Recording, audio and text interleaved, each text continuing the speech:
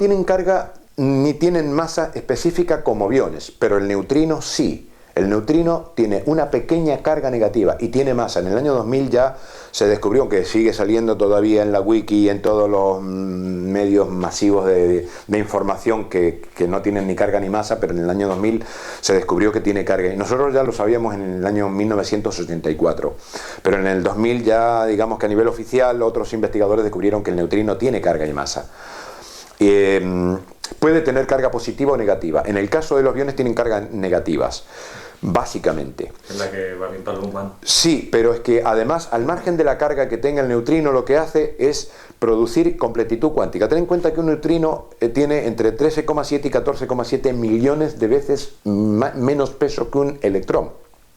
También forman parte de los electrones y de todas las partículas, de neutrones, protones y electrones. Están formados, a su vez, son en realidad nubes de subpartículas, que son millones de veces más pequeñitas. Y un electrón, pues, tiene más neutrinos que todas las galaxias, que estrellas tienen todo el universo que nosotros conocemos. Pero estas partículas, en nuestros átomos, también nuestros átomos están siendo bombardeados por otras partículas. Estamos siendo bombardeados por rayos beta, rayos gamma, rayos alfa, rayos X. Entonces, nuestros átomos están como una pared agujereada. Digamos que tienen carencias cuánticas. Viene un fotón o un electrón o no sé, cualquier partícula, un rayo cósmico, ya sea corpuscular o ondulatorio, el efecto va a ser el mismo. Tenemos un choque, un impacto en un átomo, ¡pum! El átomo está débil. Atravesó un electrón, esa partícula, y este electrón quedó, mira, a mí no me toques. Esto ocurre a nivel atómico miles de millones de veces, quintillones de veces en nuestro cuerpo. Entonces, ¿qué ocurre? Que también la naturaleza ha previsto las cosas para una recomposición de todos los seres. Y ahí está la maravilla divina cuando empiezas a entender las leyes de Dios. Es que ya no necesitas creer en Dios, si le estás conociendo a través de su obra. Y terminas dándote cuenta cómo está relacionado todo. Entonces, las moléculas de agua, ¿por qué es tan vital el agua? No es solamente porque nos sirve para lavarnos los dientes y lavarnos. El agua es vital. No solo en lo funcional para nuestro cuerpo, porque nuestro cuerpo funciona con agua, no, es que a nivel vital, en un nivel más profundo de lo funcional, tenemos que la molécula acumula neutrinos. ¿Qué hace? Incorpora por su propio campo magnético de forma piramidal, incorpora gran cantidad de neutrinos. Esos neutrinos que andan por el espacio, que pueden atravesar millones de kilómetros de blindaje de plomo, lo podrían atravesar como si nada. Sin embargo, en un campo piramidal quedan incluidos, quedan atrapados por inclusión magnética. Es un fenómeno muy, muy sencillo y muy natural y que acontece en toda la naturaleza. Entonces, nuestras propias moléculas de agua acumulan estos neutrinos y se incorporan en el campo magnético de la molécula de agua y quedan a disposición de los átomos de cualquier materia, de cualquier tipo de átomo que tengamos en nuestro cuerpo, que tenga carencias cuánticas. Es decir, rellenan estos neutrinos los agujeros que nos dejen otras partículas. Mientras más neutrinos, más saturada de neutrinos está una atmósfera, más sanos, más vitales los seres que habitan en ella.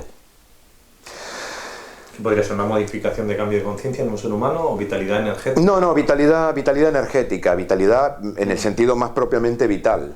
Es decir, una vitalidad atómica que se va a traducir en vitalidad orgánica y por ejemplo, tú estás agobiado en la ciudad y resulta que te vas a la playa y no sabes por qué, pero resulta que no tienes ni la intimidad que tienes en tu apartamento, estás apretado, con los críos corriendo para aquí y por allá, con el que viene tomando el helado y te lo vuelca encima, que estás hecho un escalope en la playa. Ay, pero qué bien que estás de maravilla, ¿no?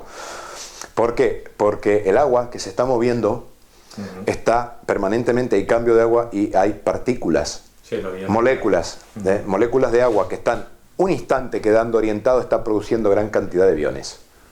Pequeñitos, tan pequeñitos que no los podríamos ver ni siquiera fotografiar, ¿no es cierto? Pero eso te hace sentir, estás un rato en la playa y ¿será el sol? ¿Será? No, bueno, también intervienen, ¿no es cierto? Hay varios factores, pero el factor fundamental, o estar en una cascada, por ejemplo, en un río, Eso genera un estado de bienestar y tal. Mira, se te suelen ir hasta las enfermedades y las pestes cuando estás en una catarata, en un sitio así. ¿Por qué? Porque tu cuerpo está chupando neutrinos a punta pala. Estos neutrinos van a tapar todos tus agujeros atómicos y te vas a sentir revitalizado. Vamos a seguir con las pirámides, que no nos vamos yendo. Bueno, fíjate, es que este conocimiento de lo que estamos hablando no nos vamos nada porque esto lo sabían los constructores en Egipto. Por eso hicieron las pirámides. ¿Qué son las pirámides? Reproducir este fenómeno del que estamos hablando, pero en macroescala. O sea, ionizaban a toda su población. Por así decir, pero no es ionizar, es, digamos, cuantizar o cuantitizar o nutrir de partículas cuánticas, de neutrinos sobre todo, a toda la población, a todos los órganos, a todos los organismos. ¿Estos orbs son inteligentes? Porque No. yo he oído de gente que hace experimentos con ellos intentando interactuar en cierta medida. Sí, y pero dicen que responden a las órdenes que se les sí, dan. claro, porque es materia en el estado más básico para nuestro nivel universal. En los 8 equivaliones se puede entender la constitución arquitectónica, por así decir, del universo, ¿no es cierto? Entonces vemos que en el principio de correspondencia, así como es arriba es abajo, así como es abajo es arriba, así como es adentro es afuera, así como a lo grande es a lo pequeño. Entonces, en el universo infinito, en nuestro plano dimensional, en nuestro plano, digamos, atómico, nosotros tenemos conciencia de lo atómico y de lo macrocósmico, ¿no es cierto? En nuestro plano de interacción con el resto del orbe, tenemos el orbe como universo, no como mundo, ¿no? Tenemos una percepción de las cosas que no podemos manejar. Es decir, yo no le puedo decir normalmente a esta camilla levántate, o a ese micrófono y manejarlo, porque eso tiene un peso. Mi conciencia está programada para darle a una fuerza mecánica para poder levantarlo. No puedo generar de la nada cosas, es decir, porque estamos condicionados, pero te aparece un Jesús de Nazaret haciendo el milagro de los panes y de los peces, y te aparece un Sai Baba, y así muchísimos que logran la precipitación. Es decir, los grandes magos que se han especificado en determinados conocimientos, bueno, pues hacen precipitación. Tienen un control de la materia. Pues hay gente que sabe levitar cosas, tiene telequinesia, es una facultad muy raramente ha sido probada con efectividad, porque es muy difícil de alcanzar el estado de conciencia para hacerlo, no porque sea difícil hacerlo, pero los neutrinos son tan sutiles, los biones son tan sutiles, que el observador, cuando los ve, si los puedes ver en un momento dado, los puedes manejar. Yo tengo que hacer algunos experimentos al respecto, ahora que podemos filmarlos. Como trabajo con pirámides y sabemos que cuando desorientamos una pirámide, ¿no? Tenemos desorientada, sacamos fotos, antes era así, sacamos fotos, orientamos, y empiezan a salir los biones hasta que dejan de salir, no porque no los haya, sino que se van quedando incluidos. A medida que el campo piramidal se estabiliza, van quedando incluidos. Después tenemos un ciclo en el cual van siendo emanados como excedente. Ahora, como eso lo vamos a poder filmar, vamos a poder hacer mejores experimentos de esta clase, que ya los hacíamos en el año 1986, más o menos. No me acuerdo exactamente, pero entre el 84 y el 91 estuvimos trabajando en cuántica, y entre el 86 y 87 ya pues podíamos ver los neutrinos en unos patrones matemáticos en unos monitores. Entonces, lo que no sabíamos era que era esto mismo que me salían las fotos, y que tiraba yo las fotos que salían todas manchadas, que no se veía ni la cara. Entonces, pero sí que los veíamos en unos televisores, y los científicos, los físicos, jugaban a ser dioses. Es decir, a predecir si el neutrino iba a ir por aquí o iba a ir por allá. Y era lo fantástico. Un día me lo comentan a esto y me invitan a jugar. Y sí, era increíble, porque en realidad el aparato mostraba por dónde pasaba la corriente de neutrinos. Y sí, se la podía hacer pasar por aquí o hacerla pasar por allá. Es decir, podíamos jugar un poquito con ellos. Imagínate ahora que los podemos filmar, los experimentos que vamos a poder hacer. Pero de eso hablaremos cuando ya los hayamos hecho. No obstante, este vídeo que vamos a ver enseguida es bastante evidente todo, ¿no?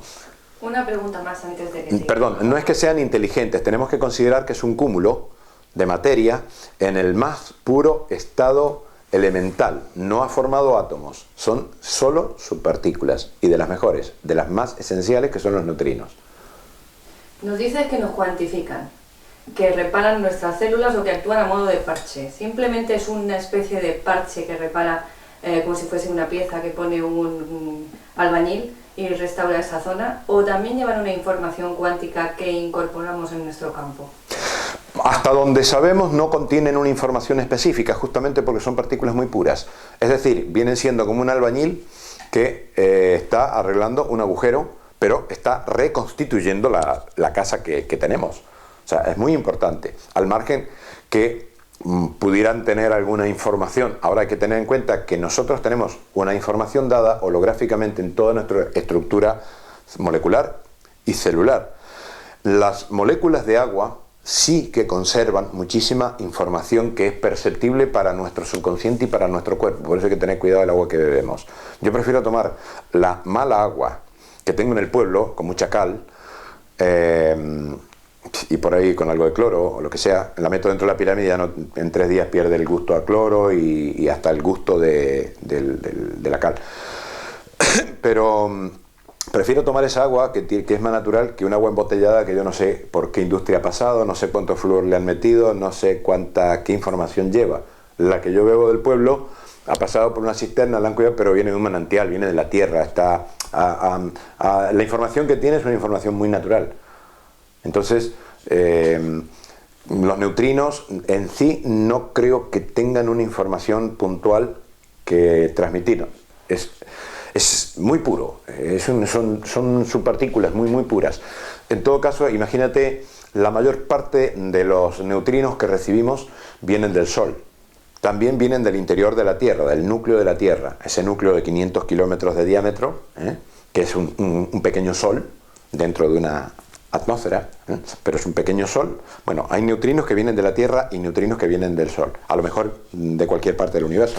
Sí, pero dicen que los que vienen del Sol son muones y que nos están transformando la conciencia. No, eso también está muy traído de los pelos. He leído muchas tonterías al respecto porque nosotros hemos estado 6 años trabajando con neutrinos y haciendo un balance, prácticamente el 70% de los neutrinos vienen del espacio exterior, digamos, pero no todos del Sol. Ha sido un poco difícil han estado 2 años los muchachos tratando de definir ese tema, y bueno, sabemos que por ejemplo a la hora de la siesta tienes una incidencia de neutrinos a veces muchísimo mayor, pero estamos hablando de 200 veces más que en cualquier otro horario, cuando tienes el Sol en el cenit. O sea que la mayor parte de nuestros neutrinos, los neutrinos que nos atraviesan, han pasado por lo menos por el Sol, o provienen del Sol o han pasado por el Sol. No sabemos si el Sol es solamente un irradiador o también es un inductor o un transductor, es decir, que coja determinado tipo de partículas del cosmos y luego las distribuya, que es una teoría que es bastante interesante y no sé si será exacta, pero comparando con el trabajo nuestro, la veo coherente. El caso es que los egipcios conocían todo esto y nos lo han dejado plasmado de muchas maneras. Por eso, digamos, adoraban a Ra. Es una forma muy pueril de decir que le daban al Sol la importancia que realmente tiene. Es decir, si tomamos a los egipcios como unos tontos, precarios, bueno, poco inteligentes, que adoraban al Sol, Ra, es una idea muy pueril, es absurda. En realidad, cualquier científico que se precie sabe el valor que tiene el Sol hoy en día. El caso es que cuando una civilización toma conciencia de eso y no considera que viene el Sol para ir a tomar el Sol a la playa, le da toda la importancia que tiene el Sol, lo vivencia, lo agradece, es decir, interactúa su parte intelectual, el conocimiento del universo en que vivimos, con la parte más espiritual del propio ser humano. Es lógico que adore las cosas naturales. No es una cuestión de una teología precaria. Por otro lado, muchos discos solares, entre comillas, en Egipto, no son discos solares.